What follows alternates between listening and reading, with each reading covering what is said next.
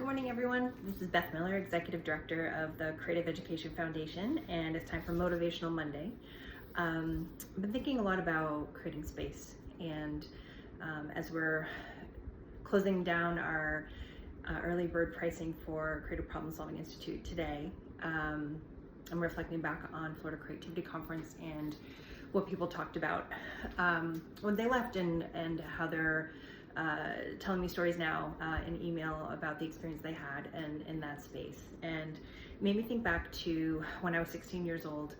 I was selected to be one of the American Musical Ambassadors. So this was kids from all over the United States that were in high school bands. So it was basically the Olympics for a high school band. I played the flute.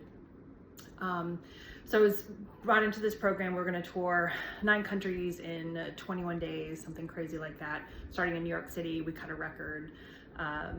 It was a really amazing experience. 2.5 months before we were scheduled to leave, my father finally succumbed to his brain tumor and died. And folks were asking my mom, are you gonna let her go? This is, you're grieving, it's so far away. And my mom, to her credit, said, of course, how could I not have her go? But that cloud and that grief was with me while I'm about to embark on this life-changing journey. So we go to New York, we start in Paris, we do concerts on the left side of the Seine, we do concerts in amphitheaters in Germany, we're on 2 big old buses, we're staying up too late, we're drinking, we're being teenagers, I'm deep in my grief, and kind of just popping out every once in a while and catching some memories of this time that was extraordinary in so many ways. And one of the last parts of our trip, we were in the Netherlands, and instead of staying in a hostel or hotels, we all were divvied up across the town and stayed with host families. And me and my friend Heidi stayed with this host family, and their house was like right out of a storybook. It was like a whitewashed, thatched roofed cottage with like gorgeous gladiolas and a big garden in the back, and it was just so lovely. The parents didn't speak a lick of English.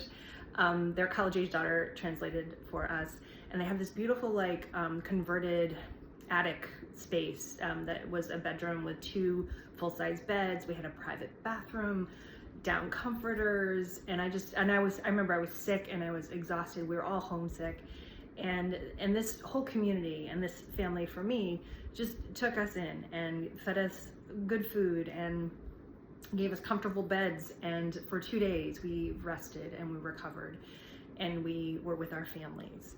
And our concert for this town was going to be in the evening at the local high school, and right after that we were loading up on the buses and catching a ferry to go to London. So we get on the buses, our parents meet us there, and we're finally in it's like coming home, right? We're in a high school auditorium that's also a cafeteria, very similar place to where we had been performing for our high school careers as musicians. And I remember sitting on the stage and we're all like pointing out, there's my parents, there's my mom, there's my dad, and we were all just like light and happy and rested. And we started to play, and I don't remember anything of that performance except for like the last note, and we're like holding the last note, and I remember snapped out of it, and I'm just thinking, oh God, let's not screw this up. It was so perfect. Every other performance, like we were very, very good. So every other performance, as far as the audience was concerned, was great.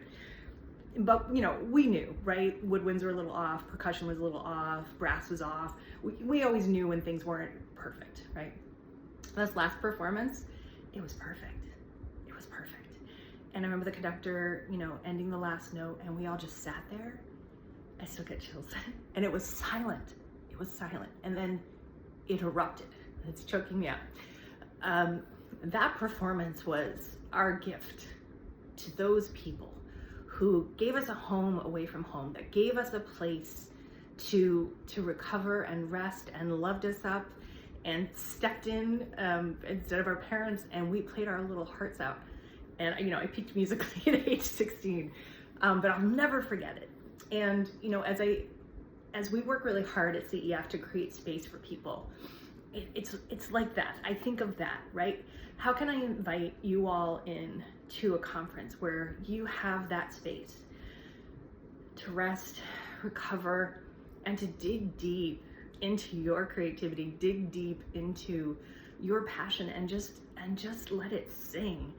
And that's what we try to do. So I'm not ever gonna want to change the name creativity or avoid that. I'm just gonna keep trying to explain what happens when you come to Florida Creativity Conference, or you come to the Creative Problem Solving Institute, what we call CPSI.